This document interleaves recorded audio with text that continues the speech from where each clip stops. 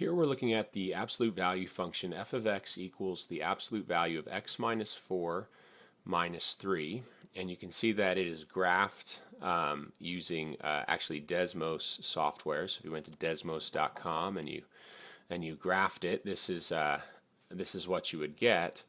And we're looking at identifying the key attributes of this function. And so you can see we have several different things we have to identify on the right side: the domain, range, vertex. And then we ask the question, is the vertex the maximum or minimum of the function? We're identifying the axis of symmetry, the x-intercepts, and the y-intercept. So let's go ahead and let's begin with the domain. So the domain,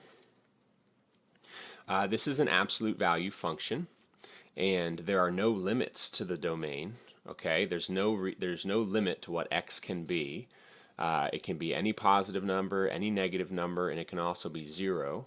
So that tells me that the domain is all real numbers. And looking at the graph, you can see that we have one continuous V shape without any breaks in the x values. And because I know this is a absolute value function, I know that the pattern continues on forever, going left and right forever.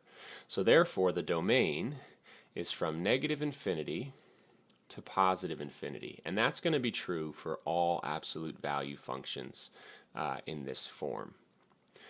All right, let's look at the range then. The range is definitely not negative infinity to infinity because the range has it's going to have a bottom or a top, a minimum value or a maximum value. And that kind of gives you a little bit of foreshadowing into the question up ahead about the maximum or minimum. And notice it actually talks about the vertex. So if we look at the vertex, we can see that the vertex is actually at the bottom of this graph, right? It is the lowest point. So give you a little idea of what the answer to the future question is there. And so the minimum y value is actually -3. We can see that right here, -3. And then from there, the y values are increasing.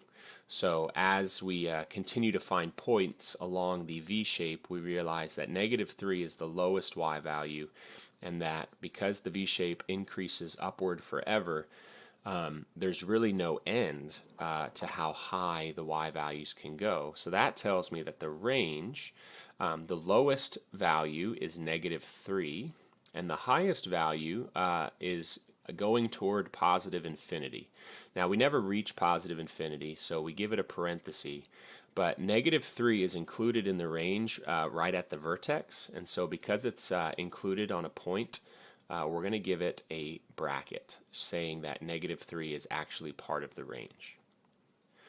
All right, I've kind of talked about it already, but the vertex of this graph is right here. So let's take a look at that. So this is the vertex for -3,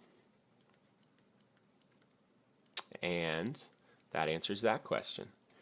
Now, is the vertex the maximum or the minimum of the function? Now, I've kind of already alluded to this, but basically looking at the V shape, is the vertex on the bottom of the graph or is it at the top of the graph? It's at the bottom of the graph. All right, we have a V that is opening upwards. Therefore, the vertex is at the bottom. So this is actually the minimum of the function. So is the vertex the maximum or the minimum of the function? It's right in the word minimum. Okay? Now we have a new vocabulary term, axis of symmetry. And the axis of symmetry, well, if you understand what symmetry means, okay, it means that we kind of have mirror images on one side and the other side. And so for an absolute value function, the axis of symmetry is an imaginary line that you could cut the V perfectly in half, right? And so if we were to fold this V on itself, both sides would match up. Notice how all the points of this V are the same distance from their mirroring point on the other side, using the axis of symmetry as a mirror. For example, this point is 1 unit away, and this point on the other side is also 1 unit away. This point here is 2 units away, and its mirror on the other side is also 2 units away. Okay, and so that's what this axis of symmetry is. It acts as a reflection right down the middle of the graph. And so because it's a vertical line, that means we have to look at the x value right here. And so x equals 4 for this vertical line. And so everywhere along this line, the x value is 4. And so the axis of symmetry is x equals 4. And that's going to represent our vertical line axis of symmetry. All right, now we have the question of what are the x-intercepts and the y-intercept? We're just going to look at the graph. So an x-intercept is where it crosses the x-axis. So we have one right here, and we have one right here. All right, and so starting on the left, we have the coordinate 1, 0, and we have one on the right, 7, 0. And I just want to point out that they are the same distance from the axis of symmetry, right? So the one on the right is 3 units away from the axis of symmetry. The one on the left happens to also be 3 units away, all right? Hence the symmetry part of this function.